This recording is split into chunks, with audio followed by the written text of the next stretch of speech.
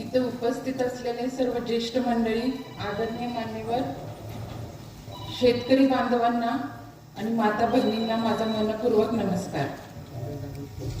आज निवडणुकीच्या निमित्ताने अनेक चर्चा सुरू आहेत। कोणी कारखान्याच्या भविष्यासंदर्भात बोलतंय, कोणी कारखान्याच्या विकासाच्या मुद्द्यांवर बोलते, पण काही जण कारखाने वैयक्तिक टीका करण्यावर जरा जोर लावलाय।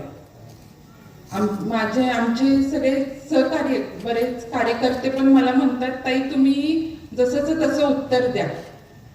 पण मला तुम्हाला सगळ्यांनी एक गोष्ट सांगायची। एक व्यक्ती नदीच्या काठावर आंघोळीला जातो, त्याला तिथे पाण्यात एक विंचू बुडताना दिसतो, त्याला दया येते त्याची, म्हणून तो त्याला वाचवायला जातो। तो त्याला वाचवायचा प्रयत्न करतो, तो विंचू त्याला डंक मारतो, परत तो त्याला वाचवायचा प्रयत्न करतो, तो विंचू त्याला डंक मारतो। तिथं समोर असलेला एक व्यक्ती त्याला म्हणतो, अरे कशाला त्याच्या नादाला लागलाय, सोडून दे ना त्याला, तू त्याला वाचवतोयस आणि तो तुला डंक मारतोय। त्या व्यक्तीने अगदी मार्मिक उत्तर दिलं, अरे विंचवाचा गुणधर्मच आहे डंक मारायचा, पण माणसाचा गुणधर्म आहे एखाद्या बुडणाऱ्याला वाचवायचा। कुणीही आमच्यावर कितीही टीका केली किंवा चिखलफेक केली तरीही आम्ही आमचे संस्कार सोडणार नाही। आज आमच्या कार्यक्षमतेवर, दादांच्या कार्यक्षमतेवर बरेच प्रश्न करतात। मला त्यांना सगळ्यांना सांगायचंय की एवढ्या मोठ्या सत्ताधाऱ्यांच्या विरोधात सगळ्यांनी, मोठमोठ्या नेत्यांनी गुडघे टेकले, पण फक्त अविनाश दादा आणि त्यांच्या संस्थापक पॅनलनी ह्या संघर्षाची लढाईला सामोरे जायचं ठरवलंय।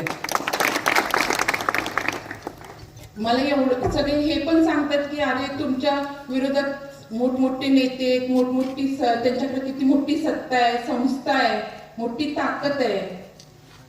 एक सांगते, इतिहास हा कधी सत्ताधाऱ्यांचा नसतो, इतिहास हा संघर्षाचाच असतो। कुणीतरी आव्हान केलेलं की तुम्ही आमच्यासारखी मोठी संख्या किंवा मोठी गर्दी जमवून दाखवा। मला एवढंच सांगायचंय की तुम्ही छत्रपती शिवाजी महाराजांच्या भूमीत जन्मलाय। तुम्हाला इतिहास माहितीये का?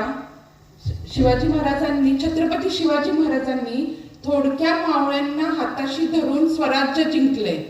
त्याचप्रमाणे आम्हीही आमच्या सभासदांच्या विश्वासाला आणि आशीर्वादाला साथ घेऊन ही लढाई जिंकून दाखवणारच आहे। तुम्ही सगळ्यांनी मला इथं बोलवलं, माझा मान सन्मान केला, त्याबद्दल मी तुमच्या सगळ्यांचे आभार मानते आणि माझे 2 शब्द इथं थांबवते। धन्यवाद।